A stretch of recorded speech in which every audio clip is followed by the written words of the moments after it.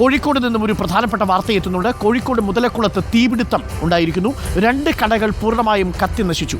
തീ നിയന്ത്രണ വിധേയമായിരിക്കുന്നു. ഒരാളെ മെഡിക്കൽ കോളേജിലേക്ക് കൊണ്ടുപോയിട്ടുണ്ട്. ഗ്യാസ് സിലിണ്ടർ പൊട്ടിയതെന്നാണ് സൂചന. ദീപക് മലയമ്മ ചേരുന്നു സംഭവ സ്ഥലത്ത് നിന്നും. Deepak Malayamma, very good morning. എപ്പോഴാണ് ഈ തീപിടുത്തം ഉണ്ടായത്? ഈ ആശുപത്രിയിലേക്ക് കൊണ്ടുപോയ ആളുടെ നില എങ്ങനെയാണ്? ഗുരുതരമാണോ? Arunkumar, very good morning. ഞാൻ നിൽക്കുന്നത് കോഴിക്കോട് മുതലക്കുളത്താണ്. മുതലക്കുളത്ത് TVS ബുക്ക് സ്റ്റാളൊക്കെ നിൽക്കുന്നതിൻ്റെ തൊട്ട് മുൻവശത്തുള്ള ഒരു കടയിലാണ് ഇന്ന് പുലർച്ചെ 6:30 തീപിടുത്തമുണ്ടാകുന്നത്. ഈ ഇരു ഷട്ടറുകളിലായിട്ട് പ്രവർത്തിച്ചിരുന്ന ഒരു ചായ കട ഉൾപ്പെടെയുള്ള സംവിധാനത്തിലാണ് തീപിടുത്തമുണ്ടായത്. ഗ്യാസ് സിലിണ്ടർ പൊട്ടി എന്നുള്ളതാണ് പ്രാഥമികമായി നമുക്ക് ലഭ്യമാകുന്ന വിവരം. ഒരാളാണ് ഇതിനകത്ത് ഉണ്ടായിരുന്നത്. പാചകത്തിന് വേണ്ടി എത്തിയതായിരുന്നു എന്ന് പറയുന്നു. അദ്ദേഹത്തിന് കാര്യമായി പൊള്ളലേൽക്കുന്ന സാഹചര്യം ഉണ്ടായിട്ടുണ്ട്. നിലവിൽ കോഴിക്കോട് മെഡിക്കൽ കോളേജിലേക്ക് മാറ്റിയിട്ടുണ്ട് എന്നുള്ളതാണ് പോലീസ് ഉദ്യോഗസ്ഥർ ഉൾപ്പെടെ പറയുകയും ചെയ്തത്. നമുക്ക് ദൃശ്യങ്ങളിൽ തന്നെ കാണാം എത്രത്തോളം ചൂടാണ് അതിനകത്ത് ഉണ്ടായിരുന്നത് എന്നുള്ളത്. ഗ്യാസ് സിലിണ്ടറുകളിലൊക്കെ തന്നെ ഇപ്പോഴും പുക പുറത്തേക്ക് വരുന്ന സാഹചര്യം ഉണ്ട് എന്നുള്ളതാണ്. നമ്മൾ ഇവിടെ വന്നിരുന്ന ആളുകളുമായി സംസാരിച്ചിരുന്നു. അതായത് ഈ കടയിലുണ്ടായിരുന്ന ആളുകളുമൊക്കെ സംസാരിച്ചിരുന്നു. പക്ഷേ അവർക്കൊന്നും തന്നെ ഒരു വ്യക്തതയില്ല എന്താണ് സംഭവിച്ചത് എന്നുള്ളത് സംബന്ധിച്ച്. കാരണം ഇന്ന് രാവിലെ ഇവിടെ പാചകം ചെയ്യാൻ എത്തുന്നു. അതിനുശേഷമാണ് ഈ സംഭവം നടക്കുകയും ചെയ്തത്. ചേട്ടൻ ഈ സമയത്ത് ഇവിടേക്ക് എത്തിയിട്ടുണ്ട്. ശബ്ദം കേട്ടിട്ടാണ്. ശബ്ദം കേട്ടു. വലിയ ശബ്ദം മാർക്കറ്റിൽ നിന്ന് ഓടി വന്നു. മാർക്കറ്റിൽ നിന്ന് ഇങ്ങോട്ട് ഓടി വന്നതാണ്. ശബ്ദം കേട്ടിട്ടുണ്ട്. അപ്പോൾ എന്താ ഇവിടെ കണ്ട കാഴ്ച? ഇവിടെ കാണുമ്പോൾ കത്തിന് ഒരാളെ മെഡിക്കൽ കോളേജിലേക്ക് കൊണ്ടുപോകാൻ വേണ്ടി ആണല്ലേ?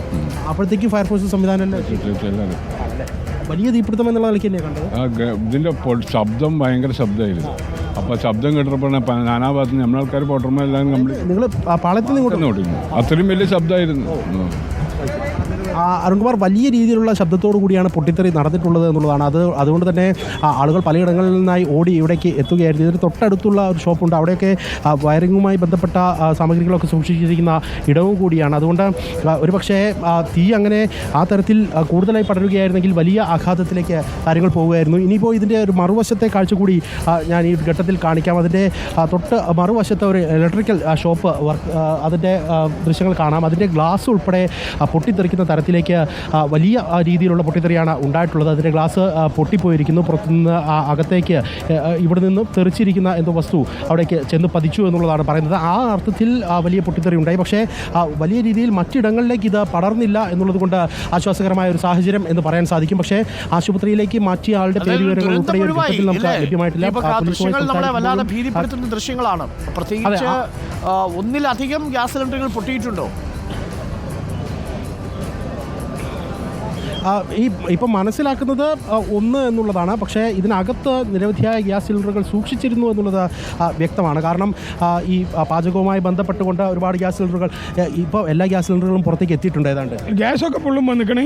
ഇനിയിപ്പോൾ ഈ ഗ്യാസ് ഒന്ന് പുക വരുന്നുണ്ട്. ഈ ഗ്യാസ് ഒന്ന് പുക വരുന്നുണ്ട്. കണ്ടോ?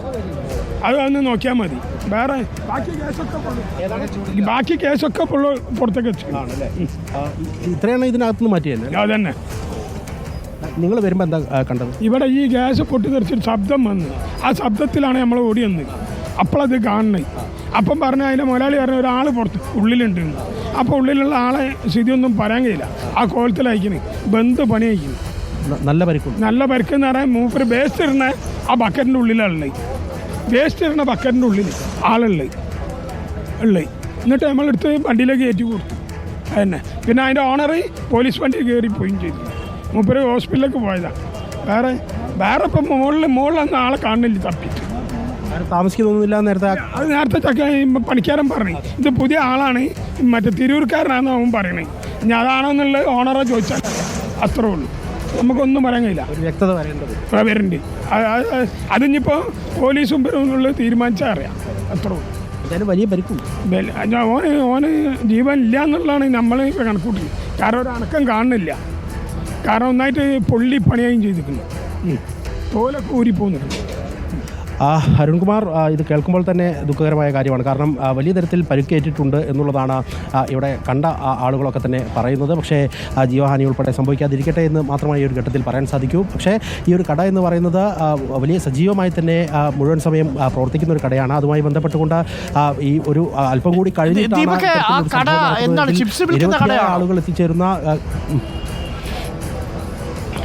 അല്ല, ഇത് ഒരു ഹോട്ടൽ എന്ന് തന്നെ പറയാൻ സാധിക്കും. കാരണം ചായ ഉൾപ്പെടെയുള്ള ചെറുകടികളും പലഹാരങ്ങളും ഒക്കെ ആയിട്ട് പ്രവർത്തിക്കുന്നതാണ്.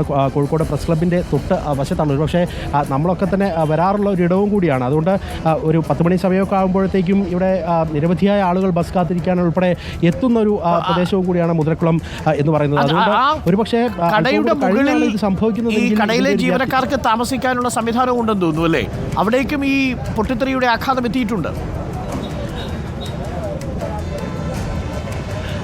അങ്ങനെ നമുക്ക് ഈ ഒരു കാഴ്ചയിൽ നിന്ന് വ്യക്തമാകുന്നില്ല. പക്ഷേ ഇതിന് ഒരു റൂഫിന് തൊട്ട് താഴെയായിക്കൊണ്ടൊരു ബീമൊക്കെ കാണുന്നുണ്ട്. അതിന് മുകളിലേക്ക് പ്രത്യേകം സജ്ജീകരണങ്ങൾ ഒരുക്കിയിട്ടുണ്ടോ എന്നുള്ളത് സംബന്ധിച്ച് വ്യക്തതയില്ല. നേരത്തെ ഒരു തൊഴിലാളി ഇവിടെ എത്തിയിട്ടുണ്ടായിരുന്നു. ഒരു ഹിന്ദി ഭാഷ സംസാരിക്കുന്ന ആളാണ്. ആൾ പറയുന്നത് ഇവിടെ താമസം ഇല്ല എന്നുള്ളതാണ്. പക്ഷേ ഇതിൻ്റെ ഒരു മൊത്തത്തിലുള്ള സംവിധാനം കണ്ടില്ല. ഇടുങ്ങിയ പ്രദേശമൊക്കെയാണ് പുറകിലെ കിച്ചണൊക്കെ വരുന്ന ആ മേഖലയിലൊക്കെ ഉള്ളത്. അവിടേക്കൊക്കെ ഇനിയിപ്പോൾ ചെന്ന് പെട്ടാൽ തന്നെ ഇത്തരത്തിലൊരു അപകടം ഉണ്ടായാൽ പെട്ടെന്ന് രക്ഷപ്പെടാനൊക്കെയുള്ള സാധ്യതകൾ എത്രത്തോളമാണ് എന്നുള്ള ചോദ്യമുണ്ട്. ഒപ്പം തന്നെ നമുക്ക് എനിക്ക് തോന്നുന്നത് ഈ കട ഇന്നിപ്പോൾ തുറക്കാൻ വന്നപ്പോൾ ഇന്നലെ രാത്രി മുഴുവൻ ഒരുപക്ഷെ ഗ്യാസ് ലീക്കായിരുന്നിട്ടുണ്ടാവണം അല്ലേ? ഒരുപക്ഷെ ഇയാൾ സ്വിച്ച് ഇടുകയാണോ അല്ലെങ്കിൽ ഈ ഗ്യാസ് ലൈറ്റ് അടുപ്പ് കത്തിക്കാനോ ശ്രമിച്ചപ്പോഴായിരിക്കാം ഒരുപക്ഷെ പൊട്ടിത്തെറി ഉണ്ടായിട്ടുണ്ടാവുക. അങ്ങനെ ആയിരിക്കാനാണ് സാധ്യത. കാരണം അത്രത്തോളം ഗ്യാസ് സിലിണ്ടറുകൾ ഇതിനകത്ത് സൂക്ഷിച്ചിട്ടുണ്ട്. കാരണം അത് പാചകവുമായി ബന്ധപ്പെട്ടായിരിക്കണം.